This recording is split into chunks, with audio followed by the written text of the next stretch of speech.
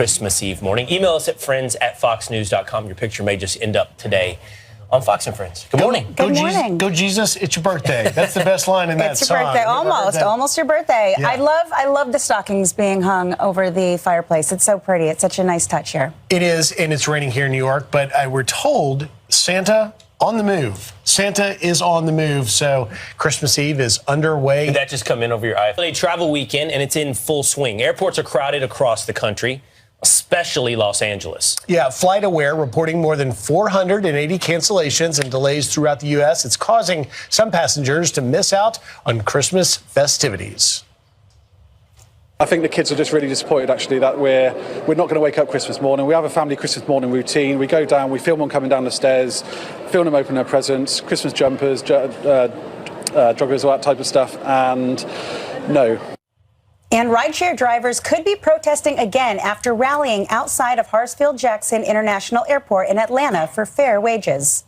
But let's turn now to Chief Meteorologist Rick Reichmuth for our Fox weather forecast. Good morning, Rick. Christmas Happy jumpers. Christmas Eve. Your Christmas jumpers. Yeah, Yes, that's pajamas, right? Is that what that is? Yes. Actually, I don't know if a jumper is pajamas. Oh, yes, the onesies, right? That's what a It's jumper a is? onesie. The onesies. It's a Christmas onesie. I love onesies. Okay, I had no idea.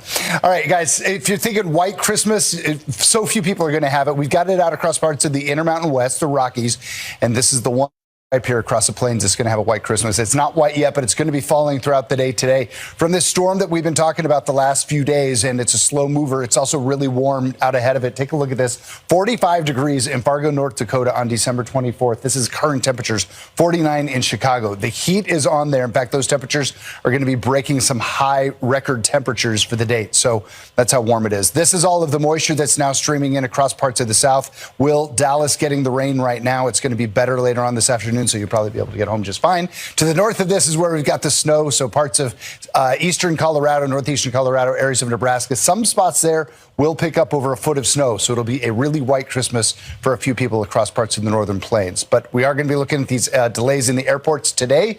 If your flight is tomorrow, maybe heading out early tomorrow, we will see some delays across parts of the southeast, back towards the western Great Lakes, and then we watch a bit of an ice storm develop. It's going to cause some really big problems across some of those area roads. Here is our forecast just for tonight. If you're trying to think what's Santa doing, we're looking good out across much of the west. We still have this storm here across the central part of the country and the east coast. Just looking dry a little bit later on today and no snow at all. Guys? You know, Rick, with Dr. Sapphire saying that jumpers are pajamas, it reminds me of our conversation yesterday. Like, when do men... The robe? Well, we've had the robe debate, but the pajama debate. Like, This was, by the way, a conversation during a commercial break. Yeah, I know. Yeah. I know. I thought I'd share it with the Making sure audience. everybody is aware of what we talk about. Yeah, Very serious topics. When does a man fit pajamas into his life? Like, how does that... And what do you do with them? Because I get them every year. It's a for tradition Christmas? in our family. same. Kathleen So is it like a buys single day? pajamas. For but I've the never one photo, worn the them. family photo with everyone in their pajamas, and then they get put into a drawer. And then you take never them off to go to consumed. bed because you don't want to get twisted all up in your Exactly. pajamas. Yeah. And everyone knows that's the truth. Yeah. You put them on for a picture, and then you take them off because you don't get dressed to go into bed. Yeah. Tradition. Right, exactly. These great American traditions. All right, Rick, we'll see you a little bit later with updates throughout the morning and on these important debates. He gave you a pretty good forecast for your flight. Well, hold on. I want to interject here. I don't think we should keep saying that Will's going to make it home today because I don't want to give you any bad juju and jinx you. it. So I think at this point we just say the weather looks great, period. We're not going to say, so you're going to get home. Thank you for that. It's very Just thoughtful. going to just put out positive vibes. Thank you. You can catch a ride with Santa if you have to. But check out this headline. It's from NBC News. The secret U.S. effort to track, hide, and surveil the Chinese spy balloon. Reports are that the Biden administration did not want to report to the American public about the existence of the Chinese spy balloon. So this story, by the way, just as we reflect back on the year, this was a huge story because we were treated to numerous citizens who went out into the backyard, out into fields, looked up at the sky, and were filming these things, and nobody knew what it was. And the administration was not forthcoming. Now, the quote from former senior U.S. official on the Biden response was this: before it was spotted publicly, there was the intention to study it and let it pass over and not ever tell anyone about it. They weren't paying attention. However, once it became a thing, of course, John Kirby was asked at the White House about it, and here's what he said on February 13th. Because it's so unprecedented, should the public be hearing from the president directly on this? We have been, I think, as transparent as we can be. I won't speak for the president's personal speaking schedule, but I mean, he has been deeply engaged in every one of these decisions. He's been kept informed, including as of this morning, on what's going on with recovery efforts, and he's very much staying on top of the issue and directing his team to make sure we are properly consulting and briefing not just members of Congress but state leaders as well. And of course, we're also doing what we can in the public sphere. What's significant about that is in that moment of time, when Americans are looking up in the sky going, what in the world is this? These Chinese spy balloons were traversing the length and breadth of our nation across some of our most sensitive military installations, particularly out west. So it's unclear, actually, at that point that he fully knew exactly what they were. Well, let's remember that was February 13th, and they actually NORAD was actually tracking the spy balloon before it even crossed to Canada, before it started crossing over the United States.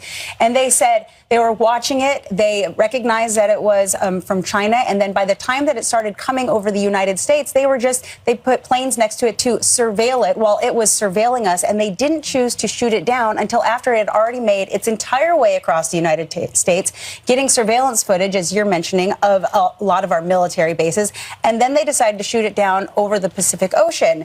And the Atlantic. Oh, I'm sorry, the Atlantic Ocean. Yes, thank you. But the only reason we even knew about it at all, I suspect, is because you had public citizens taking pictures and videos of it. Like, what is going on here? And I think it was a local newspaper in Montana that was actually starting to report on it. So then the White House had to play cleanup once again and say, oh, no, we know about this. We know about this. We're allowing China to just completely surveil us. It does make you wonder. The absurdity of the entire story does make you wonder what was the motivation of the administration. And I can think of a couple of options. This happens all the time, and this is the first time we heard about it, so they reacted in a way like they usually do. Hey, not that big a deal, or here's protocol. I have a little bit of a hard time accepting A, because this was noticed by Montanans, to your point, and you would think it would have been noticed in the past. So B, they actually did want to study it. I don't know if that's true. Like, let it fly over. Let's see what it does. We can block any type of transmissions or their ability to surveil. I don't know if that's true. But they didn't say that they're doing that. They didn't say they have a plan. They're like, we're just going to let it surveil us. I'm trying to figure out why they did what they did. I'm assuming their public statements to us don't reflect the actual truth. And I would hope not. C, they were just embarrassed, meaning we don't want to talk about it because we're embarrassed by this. But the point is, the answers we're getting, quite honestly, obviously are untrue.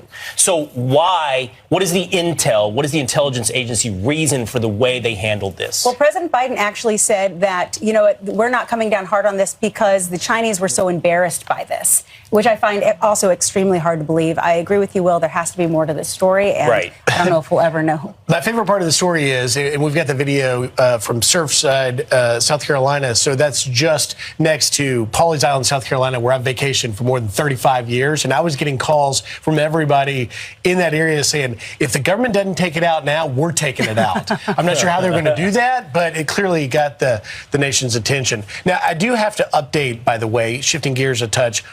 I have not begun shopping. You did not do your Christmas shopping yesterday. Yeah, 142 million Americans did, but not Griff Jenkins. And I was going to. I had to anchor some news during the middle of the day, the afternoon. Got a good plan. Going to go right a block over Fifth Avenue and get it done and probably overspend, which would be good for the gift recipient because I'm in the pinch here. But yet. Pro-Palestinian protests. They took over Fifth Avenue. They took over Fifth Avenue. It was unbelievable because it was busier than normal yesterday just walking over there. But even as you approached Rockefeller Center and Fifth Avenue, it was out of control. Now, I didn't get fully into it because they were like marching around because I just said, no, I'm not going to do it. I'm not going to get into this, but here you go. This is what it looked like. There's no... While you're shopping, bombs are dropping. While you're shopping, bombs are dropping. While you're shopping, bombs are dropping. While you're shopping, bombs are dropping. bombs are dropping while you're shopping. No, Not while actually, you're you're shopping. yelling in a bullhorn, and now I can't shop. Well, That's what actually, happened. and you know what? So they stopped people from being able to shop, and this is one of the most festive, one of the, in my opinion, one of the greatest times in New York City, and they've completely shut it down. They were screaming that bombs are dropping. They were also screaming that the people are united. And one of the problems that I have with some of these protests, other than just being completely disrupting, society, is that what are they actually standing for? They're saying that everyone is united. United in what? And what people are you talking about? No, people are not united. You call for a ceasefire. But what does the ceasefire look like when it comes to Israel? And as long as you have Palestinian people who continue to support the terrorist organization of Hamas, which a wartime poll in Palestine show that anywhere from 57 to 82% of Palestinians believe that Hamas was correct in the October 7th attack, and about 42 to 44% still support Hamas. As long as you have such strong support for the terrorist organization of Hamas in Palestine, Israel will never be safe. So you can't keep saying a ceasefire without really delineating what that looks like. Yeah, I mean, look, and there was, by the way, when we were anchoring in the afternoon yesterday, a group of pro-Palestinian protesters took over the Denver International Airport. And it was shocking to me that the airport security would allow, dozens of people come in with bullhorns and start disrupting it. I hope you don't run into this in any airport you go to. But what strikes me, and I covered the large pro-Palestinian protests that came to D.C., to a couple 100,000 or more. It's not clear they even understand what they're protesting. Like, they don't really know the history. They're out there disrupting it. They're chanting some things they don't fully understand. And in many cases, they don't condemn Hamas. Many of them will chant from the river to the sea, and they don't even know which river or sea they're talking about.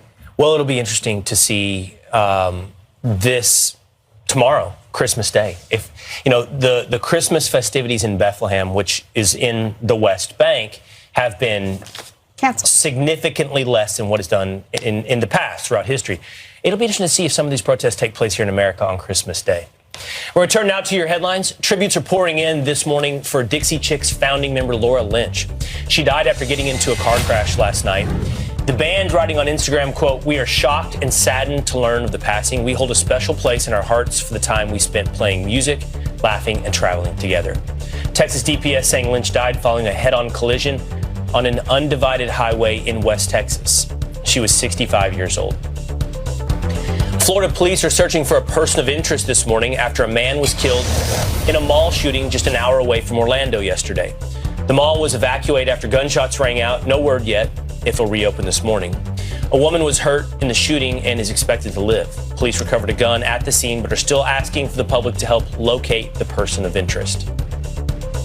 A soccer fan spent more than $5,000 to travel across the pond to see his favorite soccer team play in the UK, only to have the game canceled. Oh, no. The game was rescheduled days later, only to be canceled again due to rain. He says, quote, "I think the disappointment was spread out of a few hours as it kept raining more and more. I could tell that the game was definitely going to be postponed." Well, I didn't get to see the team play. He and his wife got the full tour of the stadium. I wonder what team it was. And those are your headlines. That's been on my to-do list. My boys are big into soccer their whole life. My youngest is, for sure. And I've wanted to go to England. At this time of year was the thought, like one of these years, take a trip. Although this isn't the prettiest time of year to go to England. Certainly it's not, but it is very festive. And I've actually been to a game, about 20 years ago, and it is completely different than anything you've seen in the United States. Just the culture, the fans. It's quite the experience. I want to go. My older brother and I are talking a lot about doing that, and I grew up playing soccer because of him. He's a big soccer player still, and as an adult, he plays recreationally when he's not injured because, you get a little older, it's tougher to play soccer. But, it's fascinating because, in the 80s when I'm growing up, few people in America watched the World Cup, cared about it, had Adidas soccer shoes, was really into that culture, and I did, and now it's become really big, and I think that they would do themselves a favor if they would sort of cater to American tourism to try and bring us over to help guys like that who clearly did it on his own to try and make it easier for us. And it certainly changed here just over the course of the last 5 years in the United States with the LA Galaxy and David Beckham. And now, obviously, you see what's going on in Miami. I took my youngest for his birthday to see Messi when they came. I think it was in August. It was awesome. All right. Coming up, Bill Melugin spots migrants at Well, the new year already gearing up to be another record one at the border. Yesterday in Texas, hundreds more illegally crossing into the U.S. as part of the year-end surge. Fox News contributor and retired ICE director Tom Homan joins us now. And Tom, you and I have been talking all year long. Neither of us would have thought we'd ever be here dealing with the crisis at the state it is. But as we head into Christmas Eve this morning, there are hundreds of Border Patrol agents, men and women in green, that signed up to make a commitment to protect the border and national security, and yet they're going to spend their time away from family and friends processing and transporting migrants by the thousands because of the administration's inability to deter them. What do you say? It's not the administration's inability. The administration don't want to deter him. There is no consequences. This administration decided that. And you're right, Griff. We got thousands of Border Patrol agents working through the holidays doing what they don't want to do. They want to enforce the law. They want to secure the border. But last week when I was down in Texas, one agent told me he felt like a tourist agent. The other agent said, I feel like an Uber driver because all they're doing is processing and releasing. And yesterday I saw a tweet from Acting Commissioner Troy Miller saying, we need more money from Congress to deal with this surge because the smugglers continue to lie and manipulate the aliens and come to the United States. That's a stone cold lie. He should have some integrity because he's a career officer. They're coming because they see the actions of this administration. They know if they turn themselves in, they'll be released within the day. They'll be flown to the city of their choice on a taxpayer dime. They'll be put in a hotel room, getting 3 meals a day and free medical care and work authorization. That's why they're coming, not because they're being lied to. They're seeing the truth from this administration. And Tom, you've got my colleague Bill Malugin, who's done such a great job in Lukeville, Arizona this past week. He was flying out of Tucson's airport. Sees a sign that says non-U.S. citizens without passports come in this lane. It's unthinkable. It's unclear, to be honest, how the coordination works between CBP and the local NGOs, in this case in Arizona, and whether or not any federal dollars are backdoor supporting this. That's something Fox is looking into. But to your point, this is something that is not slowing down, and now it's being organized in even a more orderly way. I ask you this question. Speaker Mike Johnson has taken a Codell in the first week of January 3rd, I believe, down to Eagle Pass to stand there and demand action. Do you think that's going to do anything? That's not going to do squat. And I said it yesterday, look, I'm sick of the dog and pony shows, right? I'm sick of all of them because the Republicans, what they need to do is stay in D.C. and do their job. They need to impeach Alejandro Mayorkas, the Secretary of Homeland Security. I've been calling for that for 2 years. Most border experts have been calling for that. And they promised during the midterms that's what they're going to do if they get reelected. Well, where are they? They need to stay in D.C. and do their job, pass some policies to secure the border, and impeach Alejandro Mayorkas. Another trip to Mexico, another trip to the border isn't going to do anything. It's just a dog and pony show. And you're right. I was in Phoenix, Arizona. I saw a line. They don't have to have pre-check. They don't have to have, clear. They got their own VIP line. And not only that, they'll get on the airplane first. I had a captain of one airline I was taking pull me aside. And he says, I deal with this every day. Half of my plane is full of these people, manila envelopes. Do we really know who they are? The answer, no, we don't, because most of them dropped their ID in Mexico. It's hard, Tom, to see this as anything other than a sheer backdoor amnesty process, if not plan. I don't know what the administration's intends or not, but I know this. Those Border Patrol agents will be spending their holiday working hard, and we appreciate them unlike any, and we will continue to shine a light on it and show it and hear from great experts like you. Merry Christmas, my friend. God bless the men and women of the Border Patrol. They're American patriots. They're heroes indeed. Thanks, Tom. Coming up. Thank you. Merry Christmas. Merry Christmas. A school board president in Texas is calling on people to say, hey, do you like it? Yeah, you threw it together so fast. I'm so impressed. I didn't know you did that. Actually, we graphics. have our Fox Weather people helped me to make it. You got to know how it's going around the globe for Santa. It's true. Also, by the way, hold on. Let me just restart it. I got to get it all restarted. I was just complimenting you. Hey, by the way, where's Yarn? Have you been? No, never heard of it. Oh, you haven't been here? Okay, I was just wondering. All right. Yeah, somewhere over the Pacific is where Santa is right now. This is what the weather looks like across the globe right now for Santa. The real cold air is bottled up across areas of Russia. But look at this. 71 in Tel Aviv, so sunshine happening right there for today. New Delhi, 76. Tokyo, 55. Beijing, 38. Saipan, 83. There you go. That's the really cold air. Mongolia, Russia, you're looking cold. This is the Pacific. Somewhere in here is Yaren. Somewhere is Yaren. Maybe we'll figure that out. Phoenix, 65 today. Looking pretty nice. A little bit of cold air up across parts of northern Canada, down towards Manaus in Brazil. There you go, into the 80s. So overall, Santa does not have a no delays, Santa. There's no major storm. We have one storm here across the lower 48, and this is right here. It's going to cause some problems in some of the airports. And eventually later on tomorrow, we're going to see a bit of an ice storm develop. Also some pretty significant snow, maybe up to a foot across parts of the northern plains. All right, Nicole, send it over to you. All right, great.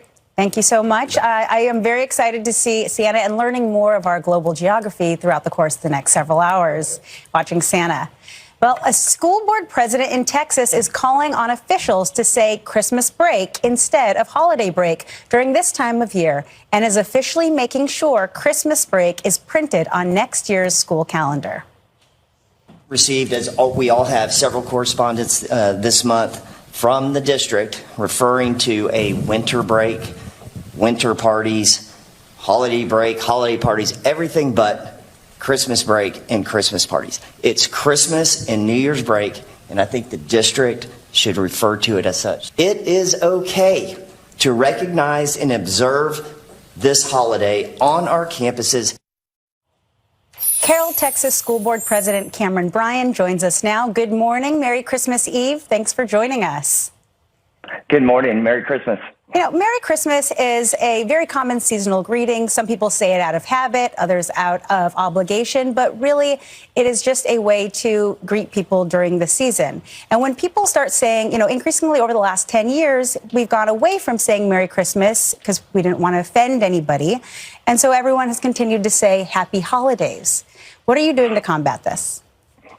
Well, it's interesting. You know, in our district, we call every federal holiday by its real name. We call Thanksgiving Thanksgiving break. We recognize the Labor Day holiday, Martin Luther King Day holiday.